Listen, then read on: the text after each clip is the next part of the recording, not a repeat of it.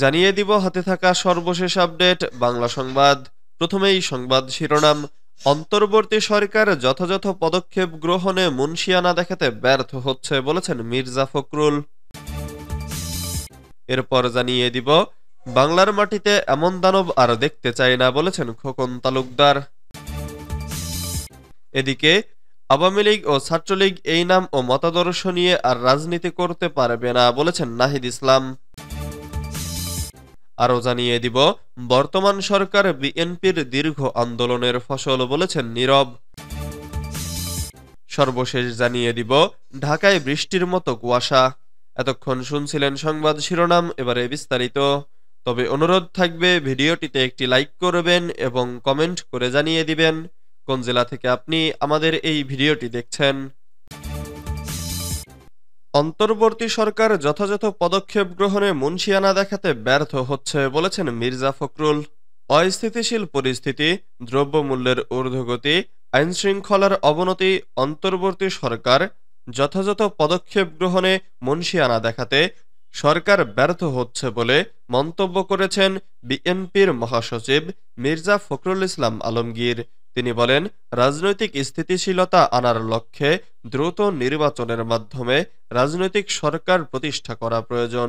অন্তর্বর্তী সরকারের প্রধান উপদেষ্টা অধ্যাপক মোহাম্মদ ইউনূসের কাছে লিখিতভাবে দেওয়া অন্তর্বর্তীকালীন সরকারের ৬ মাস বিরাজমান রাষ্ট্র পরিস্থিতি বিষয় পরামর্শে বিএনপির মহাসচিব এসব কথা উল্লেখ করেন।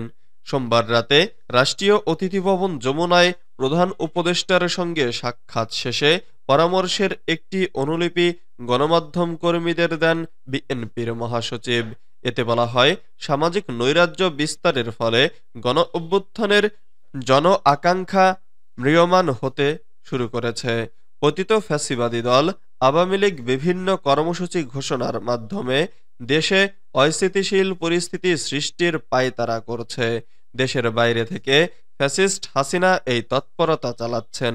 গণহত্যা ও মানবতা বিরোধী অপরাধের দায়ে আওয়ামী লীগকে বিচারিক প্রক্রিয়ায় আনা দরকার।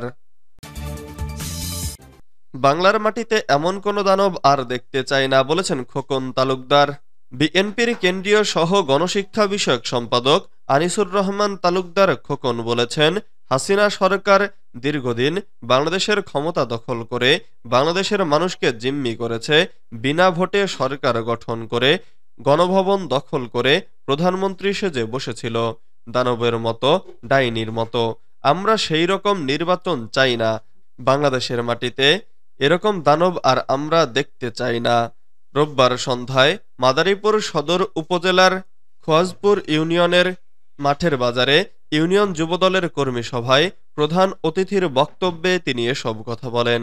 খোকন তালুকদার বলেন, আমরা চাই বাংলাদেশের মানুষের ভালোবাসায় যদি জনগণের আমাদের প্রতি দয়া হয়, জনগণ যদি আমাদের ভোট দেয়, আমরা যদি নির্বাচিত হই, তাহলে আপনাদের সেবা করার সুযোগ পাব। জোর করে দিনের ভোট রাতে করে মানুষের অধিকার হরণ করে ক্ষমতা আমরা চাই না। সেই এমপিও আমরা হতে চাই না। কর্মী সভায় মাদারীপুর সদর উপজেলা যুবদলের আহ্বায়ক নাহিদুজ্জামান খান নাহিদের সভাপতিত্বে ও সদস্য সচিব এস এম তুহিনের সঞ্চালনায় প্রধান বক্তা হিসেবে উপস্থিত ছিলেন মাদারীপুর জেলা বিএনপির সদস্য সচিব জাহানদার আলী জাহান। আওয়ামী লীগ ও ছাত্রলীগ এই নাম ও মতাদর্শ নিয়ে আর কেউ রাজনীতি করতে পারবে না বলেছেন নাহিদ ইসলাম। আইনের ভিত্তিতে আওয়ামী লীগকে দল হিসেবে কাঠগড়ায় দাঁড় করানো হবে বলে জানিয়েছেন অন্তর্বর্তী সরকারের তথ্য উপদেষ্টা নাহিদ ইসলাম। তিনি বলেছেন, আমরা বলেছি আওয়ামী লীগ ও ছাত্রলীগ এই মতাদর্শ ও এই নামে বাংলাদেশে আর রাজনীতি করতে পারবে না। এটি আমাদের শহীদদের প্রতি অঙ্গীকার। লড়াই এখনো শেষ হয়নি উল্লেখ করে নাহিদ ইসলাম বলেন, বিভিন্ন জায়গা থেকে ফ্যাসিবাদের দোসররা নানা আস্ফালন দেওয়ার চেষ্টা করছে। আমরা বলতে চাই, জুলাই মাসকে ভুলে যাবেন না। জুলাইয়ের চেতনা শেষ হয়ে যায়নি। যদি বিন্দু পরিমাণ আস্ফালনের চেষ্টা করেন, আমরা দ্বিগুণ শক্তিতে প্রতিহত করব। আপনাদের জুলাইয়ের স্পিরিটকে ধারণ করেই বাংলাদেশকে এগিয়ে নিয়ে যাব। ঢাকা বিশ্ববিদ্যালয়ের প্রতিটি দেয়ালে, প্রতিটি জায়গা একটি ইতিহাস বহন করে উল্লেখ করেন এই বিশ্ববিদ্যালয়ের ছাত্র নাহিদ ইসলাম।